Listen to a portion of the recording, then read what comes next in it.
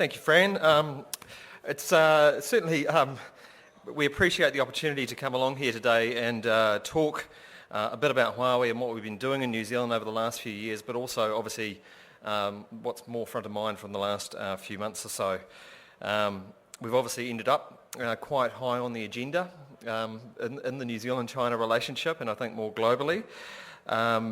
It's certainly been a bit of a central point of friction there. So appreciate the opportunity to come and actually, I guess what we've been sort of saying is sorting some of the facts from the friction and how we've got to this point and where we are today. I just wanted to start though by giving a bit of background on Huawei and where we've come from, who we are, and those sorts of things. So the company actually started in 1987 in Shenzhen in China with about startup capital from Mr. Ren of about 20,000 RMB. And the opportunity there was actually, because at that time, roughly 1 in every 500 households in China had a landline phone.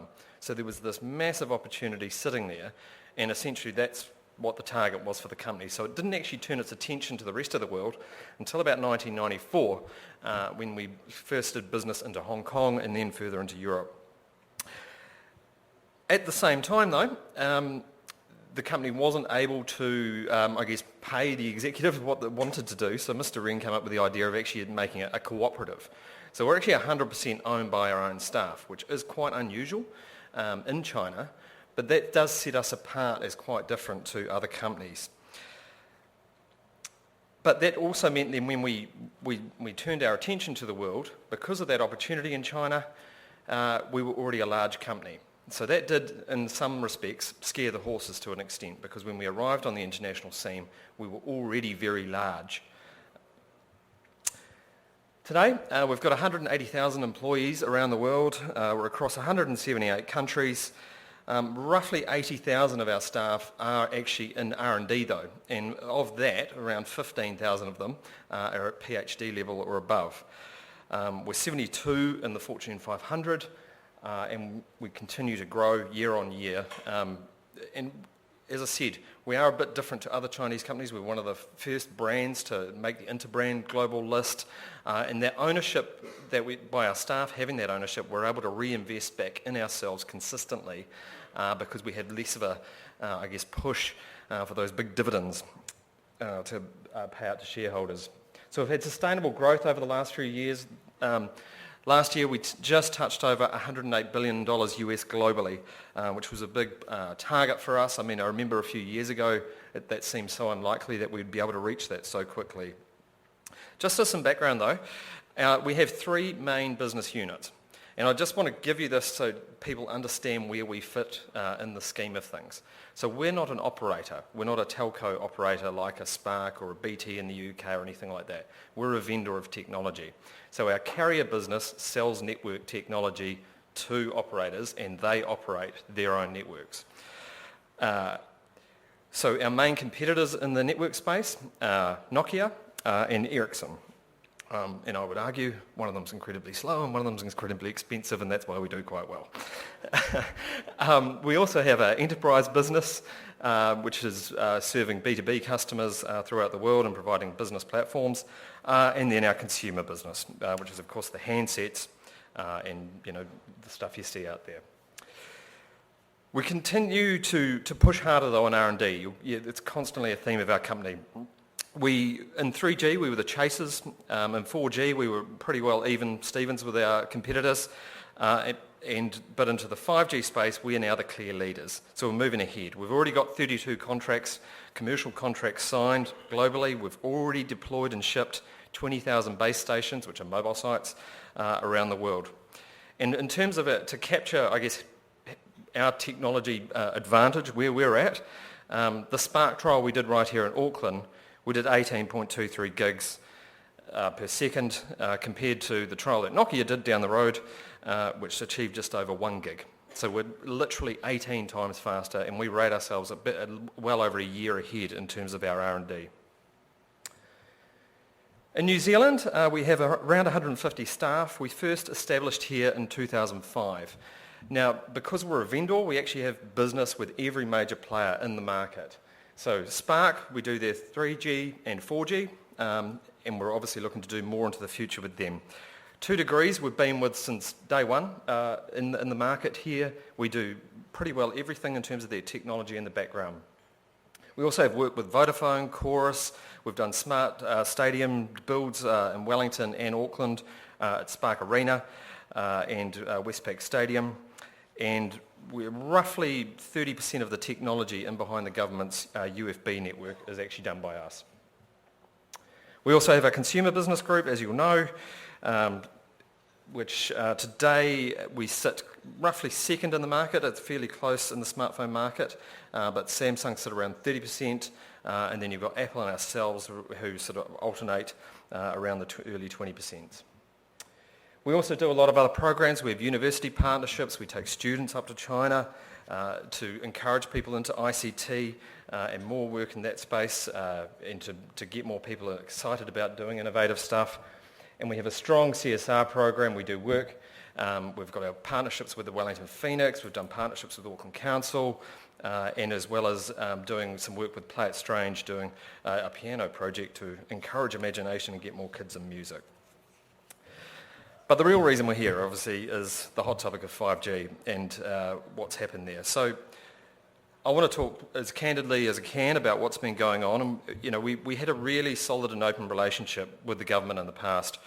It was the last government that introduced the TICSA, the law that provides the regulatory framework, which is actually puts probably more scrutiny on telco networks than a lot of other regimes around the world. It is very technical by nature, and I'll try to keep it as simple as possible, but it is very tough, but also effective. And I want to stress, though, that we in no way object to the scrutiny our network technology is under by security agencies, particularly in regards to 5G and where future technology is going. There is a robust process, but it's really important that a country like New Zealand has appropriate safeguards. So we don't object to that at all, and we're willing to work with that. So what is the process? Well, the Telecommunications Interception Capability and Security Act, or the TICSA as we call it, it was introduced in 2013 by Amy Adams when she was Minister. Half of it relates to what's called lawful interception, which is around the warrants and doing interception work for the police and security agencies. The second part, though, is about network security, and it's that bit that affects us. Essentially, it means that any major project involving networks with customers on them have to be evaluated for risk and approved by the GCSB. The TICSA process is between the GCSB and the operator, though. So in the process, we're a vendor. We sell equipment to Spark or 2 Degrees, but it's Spark that has to have the relationship with the GCSB, not us. So we're specifically excluded from that. So while decisions on our equipment are made, we don't actually have a direct voice in that process. The operator has to manage and own any risk and mitigate any perceived risk that the GCSB identifies. Now, this has worked really smoothly since it was introduced in 2013. It's been good back and forth communication, and as a result of this, everything we do in this market goes through additional evaluation and testing at a UK Cybersecurity Evaluation Centre, which is actually overseen by GCHQ, the UK's GCSB equivalent, all at our cost. And importantly, GCHQ, even in the last few weeks, have said they have never found any evidence of deliberate wrongdoing by Huawei, nor any state interference from China or any suggestion of counter-espionage. And that's after literally pulling everything we do in the UK and New Zealand apart, looking at all the source code, and nothing's been found. Now also note, not one of our competitors opened themselves up to that sort of scrutiny, or have they ever been asked to by the government here. And remembering, they all manufacture and do their product development in China like us, the key difference being that their headquarters are in Europe. So any new technology, though, can come with vulnerabilities. Any new network thing can have risks attached to it. The important thing, though, is that you look at those in a mature way, you identify any risks, and you work to mitigate them. We would argue that a blanket ban on one company is actually going to do little to protect New Zealand from attacks. The evaluation process that is in place is second to none and has actually helped to identify issues that can then be resolved. Just recently we announced another $2 billion to fund towards this, US that is, to address any things and to get them fixed up. We accept there are sensitivities and that we must go above and beyond what anybody else does. We get it. And we want to show that we've got nothing to hide and that there is nothing to fear from our company. And we have literally complied with everything we've been asked to do. We've passed every test in front of us and we've jumped every hurdle. Now with the change of government, there did seem to be little cause for concern or that there was going to be any change in direction. Certainly we continued with open engagement with officials, the GCSB, even ministers, and there was no signal given of any sign of new concerns, despite what had happened obviously in Australia and the US very publicly. But there's nothing particularly shocking about Australia and the US going after a Chinese company. So we weren't particularly concerned about that, and hence there was minimal concern from Spark and ourselves when it came to actually notifying the GCSB about the plans for 5G around central Auckland and the Auckland waterfront for Team New Zealand and the America's Cup. But that's arguably what's brought us here. So what was submitted? So 5G, as it stands, is effectively an extension of 4G. So it's an evolution rather than just a straight replacement. The architecture, though, is very similar by nature, and I'll just try to explain it again in layman's terms about how that works. So there's three main parts to a 5G or a 4G network. There's the core of the network, which is the brains, and that houses and controls the movement of data. So that's the really sensitive part of a network. In countries like New Zealand and other Five Eyes countries, we don't sell core network. So that's the really sensitive bit, and we've chosen not to sell that here. Then you have what's called transmission layer, which connects the core up to what's called the radio access network. Now that's the bit we do. So with 4G, what was approved by GCSB for Spark had a Cisco core, which is from the US. You've got some Ericsson and Nokia transmission, and then Huawei RAN. For what was proposed for 5G was exactly the same. So it was Cisco core, Nokia transmission, and Huawei RAN.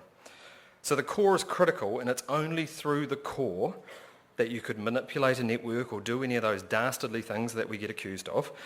And that's what gets thrown around. That's the bit that is critical, is the core. And again, we've seen that sensitivity and we've opted not to play there here in New Zealand. Now there have been obviously speculation in Australia around how you can't separate the core, and sadly, that's very attractive for media and whatnot to buy into that sort of the fear-mongering around that sort of stuff. But anyone with a bit of technical knowledge, and you could ask any CTO around the telco networks around the world, that's just not true. The core is still separated. And the international standards body, 3GPP, you can find a paper on their website which talks about the benchmark standard being that there is a separated core in 5G. Yes, you can move elements of the core in a 5G world that are closer to the end user, but it's still a separate piece of kit. It's not the same. And to prove it, we actually built one down at Wynyard Quarter at Spark's 5G lab there, which again had Cisco core from the USA and ran from Huawei. So on a technical level, we knew what we submitted was very strong and for all intents and purposes very similar to what had been approved in the past. And actually after it was submitted, there was the usual back and forth process and there were a few technical questions around it, but no major concerns raised. But then, as we know, what happened, and there was obviously stuff that went down in Australia. Mike Pompeo's made very public comments out of the US around what's happening, and obviously there's been the trade war issues. But as a business, we were blindsided by what happened. So too with Spark, our major customer, and things got very big, very hot, very quickly. And I don't think anyone really, but ourselves, really appreciated the ramifications for how broad this could be. Spark obviously had to announce to the market what was happening due to the potentially material nature of having to replace your network. Meanwhile, 2 Degrees, our other major customer, and all our other customers had no idea what this could mean for them. In the UK, they've estimated that removing one of the 3 vendors, so moving to a duopoly for vendors, could cost around £6 billion to the UK economy. Nobody's calculated that here yet, what it could mean. And meanwhile, our 150 staff, who were all fairly shocked at not knowing what they'd actually done wrong, many of whom were left in tears. So from our point of view, we've always acted in good faith in the market. We've been here for 14 years serving our Kiwi customers. We've been open and proactive with the government, yet here we are. Now through the TICSA, GCSB wouldn't talk to us, pointing to the fact that vendors were excluded. Ministers said it was for the GCSB. Meanwhile, our name and brand has been damaged and put through the paces, if you will, despite being the undisputed leaders in 5G globally. Now, I would argue that while the TICSA has served New Zealand well, in this broader context, we do need to take account of the whole picture rather than just specific projects, particularly a small one on the Auckland waterfront for the America's Cup, because I think treating these things in isolation has led us to this point, and me to being on this stage.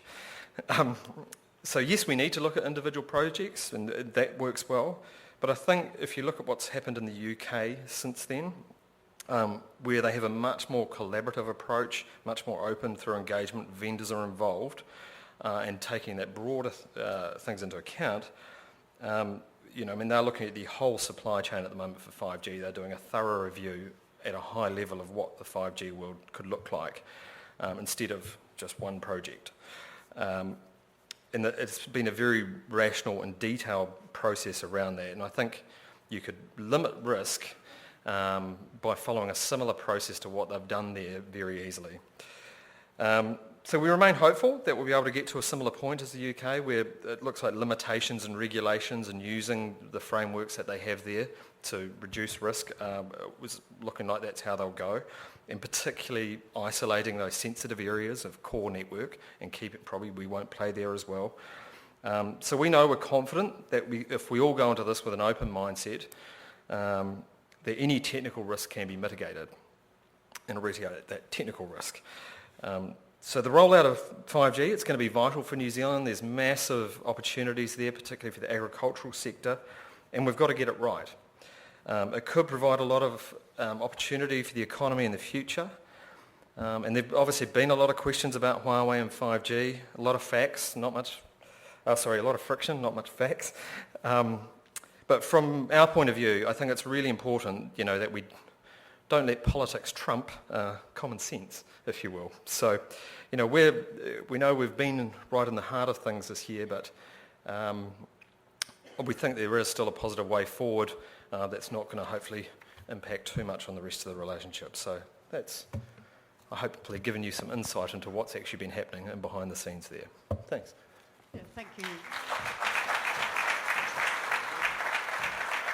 Thank you, Andrew, for giving us that inside view. It's obviously been a very difficult time, given the, the strong brand that Huawei had built in New Zealand prior to that, the deals with Spark, the Innovation Centre, and a range of investments that were underway. Look, there's been several questions from the audience here, and I do want to play the audience in. So maybe if we look at this question about Huawei's challenges are principally political, aren't they? This is a question from the audience. Your 5G rugby ad campaign is a, quote, kind of cute, quote, political way of responding. Is there more to come? Hopefully not, because it's all going to get resolved really quickly. So yeah, obviously there was the rugby. We tried to capture things in a kind of quirky way to get it across to people, because we knew that there was a lack of understanding around just how much of a leader we are in that space, and the risk for New Zealand missing out on the best technology. So we've always been confident that we're far ahead, and within the industry, that's known. But we wanted to get that across in a kind of a quirky way. So that's what we were going for there. But obviously now our big shift, we've just launched a new phone on the market, which you should all go and buy. So that's our main focus now, is just trying to keep on doing usual things and trying to keep things as normal as possible. So we probably won't do another direct 5G one, but yeah. One of the questions too is can you actually talk about the three most important benefits of 5G to New Zealand? And I guess outside of the America's Cup, though that is important. Yeah, so 5G is, it is just the next generation to begin with. But the key things for New Zealand will be probably in about 5 to 10 years' time. So what we're actually looking at launching now is essentially just really fast data.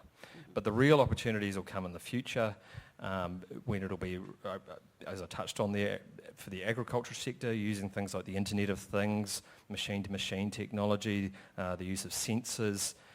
So if you think of 3G was about, 2G, 3G was about people talking to each other, 4G was about data on your phone, but there were still people involved in that. The 5G world is about machines talking to each other. So the key things is really fast speed and really low latency. So that means driverless cars, anything using sensors talking to each other in the immediate sense is possible in a 5G world. So there's massive opportunity for New Zealand, particularly I think in environmental monitoring, water usage, those sorts of things. There's massive potential there in a 5G world. So I guess the rub is, if you look at what's been coming out of the United States and also Australia, is the notion that some sort of backdoor access could collapse some 5G network if you got into geopolitical warfare, could be used to bring an economy to its halt. I mean, this is the extreme of the commentary. Your reaction? As I said, it touched on there, we don't play in the core. So it is core network where you would do those things.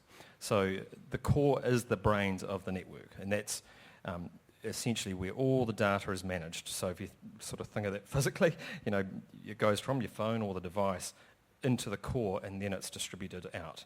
So that's the bit that is sensitive. So what's actually in the radio access network, the bit on the end, you're talking about antennas and base stations. And if you were to try and manipulate the New Zealand economy that way, it's a hell of a lot of work and a hell of a lot of base stations to get around. Whereas, if you were to attack New Zealand, you'd much be more likely to do that in the core. So we know that there's minimal risk from ourselves, but we've, self-regulated by not even looking to play in that space here. Mm-hmm. I mean, what else can you do to encourage trust? Can you show governments your source code? Yes, we do. Mm-hmm. So everything we do is, as I said, goes through the lab in the UK. So that's available to both GCSB and GCHQ in the UK. That's worked really well. Obviously, our projects do sit behind the UK ones in the queue for getting them tested. And it's very expensive. So, nobody else opens themselves up to have their source code looked at like that. And it's a very sensitive area. I mean, it's essentially the heart of our business. If that source code was taken or copied by somebody else, we'd easily get beaten, or replicated if somebody was able to steal that. So that's critical to our business, is that. So it's our most sensitive stuff. But because of the concerns, we've opened ourselves up. We've let the UK do it, and then New Zealand has access to that as well. So we've got nothing to hide. They can, GCSB's welcome to come up to HQ and have a look around or wherever they like in the company. And we've literally got nothing to hide. But they haven't? Oh, they have. They have. In the past, they've come and had a look. Mm-hmm. And as I said, we've had a really good open relationship in the past.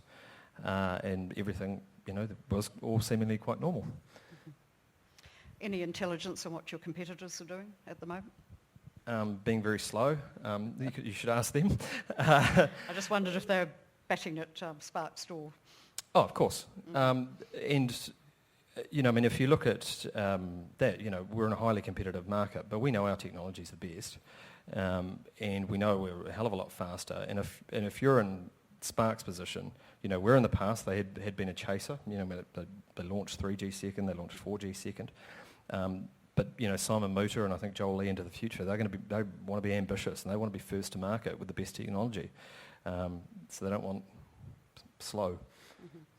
So what impact did the House Intelligence Committee reports, and these have been going on for some time, actually have on your business? It's funny. I had that once described to me, that report is a bit like the Salem witch trials. So if you burn, you're a witch. If you don't burn, well, you're definitely a witch. So there was absolutely zero evidence presented in that. It was essentially just Googling, bad things about China, and that was the best of it, really. And it was pretty obvious why that report was done. But we know there's never been any evidence of us doing anything. Because if there was any real evidence, we would have been kicked out years ago. It's as simple as that. We've opened up literally everything we do, and if there was really a smoking gun there, they would have found it, and we would have been kicked out long ago. But we know that there's no evidence of any wrongdoing, so yeah, that was motivated for other reasons. When I spoke with your founding chair, some years ago, he differentiated the US market from the Chinese market and your competitors in the US from Huawei by saying that American capitalism system really exposed their companies to competitive risk from China in that they reported every 3 months, they had continuous disclosure, they paid profits instead of rolling it on into investment. And so I wonder also whether the clash of the different types of commercial models is also an issue when it comes to how Huawei has been able to steal a march with this particular technology. Yeah, well, like I touched on there around our ownership, so that's enabled us to be, invest back in ourselves and spend a hell of a lot on R&D every year. But by our nature then, because we weren't a publicly listed company, we also made ourselves vulnerable to attack. So it looked like we were being secretive because we didn't produce annual reports and that sort of stuff publicly beyond our ownership group, because we didn't need to. Now, the company didn't appreciate, though, that externally that looked like we were being shady. So that's why, over the last decade or so, they've been hiring people like myself to come in and, I guess, advise on how we can better operate into the West. Because, as I said, when we launched into the world, suddenly America, saw this large company arrive on its doorstep, and America no longer had any skin in the market. Nortel and Sun and the other competitors that had been the historic ones from the US had all disappeared. They'd all, gone by the wayside over the years. So we turn up, this massive company, but we did look a bit shady because we had not, had that sort of, the constant disclosure that you get as a public company. Now we do all that. We open ourselves up. We do an analyst summit. We do all sorts of stuff like that to show that we've actually got nothing to hide. One of the questions, in fact, picks up on that and says it's been suggested that listing Huawei on an international exchange would take some heat off the company. Have you actually hired investment bankers to look at options? So our strategy is to maintain ourselves as a cooperative, to stay as we are. Obviously, as I said, the key point of difference between us and our competitors is essentially where our headquarters is. But we're a proudly Chinese company. The company was founded in Shenzhen. We were a trailblazer for China in terms of innovation and technology. So we're not going to shy away from that. We are what we are. We're proudly Chinese headquartered, but we are in 178 countries around the world. But we are what we are. Mm-hmm. Another from Frankie Wong. Thank you, Frankie. Wuxi mentioned in her remarks that Chinese companies should be treated with a fair, transparent and unbiased approach. Do you actually feel Huawei's been treated that way? Well, as I said, we were blindsided by what happened. So, in that respect, no. We think that this could have been handled a lot better in terms of open and transparent sort of discussion. We would have preferred to have had engagement because I think, understanding particularly the importance of face and those sorts of things for us as a company is important. And as I said, that taking a full account of all the ramifications, potential ramifications for this, is necessary. And I think, the way the regulation works at the moment, it is specifically around individual projects. And I think we do need to have a broader view in that respect. Now, a series of quite pejorative questions, but we'll put them anyway. It's said from Jason Wee that China market is influenced by bribery. Competitor markets have catered to this with employers and influencers. What's your response to that? We don't bribe. We open ourselves up to more scrutiny than anybody else. And in fact, China has been almost concerned to not, we have market share restrictions in China. So, the China Mobile and China Telecom and Unicom, they all make sure they also purchase from our competitors so they don't look like they're just backing Chinese companies. So if anything, because of the scrutiny we're under, yeah. And has Cisco ever installed espionage software or hardware on networks? Couldn't possibly comment, but if you Google Cisco, I think you'll find. that may be true. Yeah, okay. A bit sad.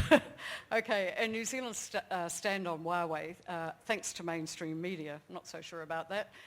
Public scare of Huawei, but welcome Xiaomi. They're all Chinese companies. Why treat differently? Yes. Xiaomi is different to us. They're a consumer products company only, so they don't do network technology, so it is quite different to what we offer. So if you think we've got the 3 business units, whereas they just have the consumer one, and they sell all sorts of consumer goods too, including e-scooters and all that sort of stuff, so quite different to us. But as I said, up till the last few months, we'd had a really good relationship with this government and previous governments, and we'd always felt that we had been treated fairly. Any questions from the floor before I go to the final question? Does anyone want to put your hand up? Okay, so final question. Andrew, this is from Marko Marinkovic. Have you had the opportunity to brief and talk to Andrew Little, the Minister responsible for GCSB? No. Okay. Right. Thank you very much for that frank insight into what's been happening behind the scenes and the efforts that Huawei is making to mitigate the concerns raised by GCSB in New Zealand. Wish you luck. Thank you.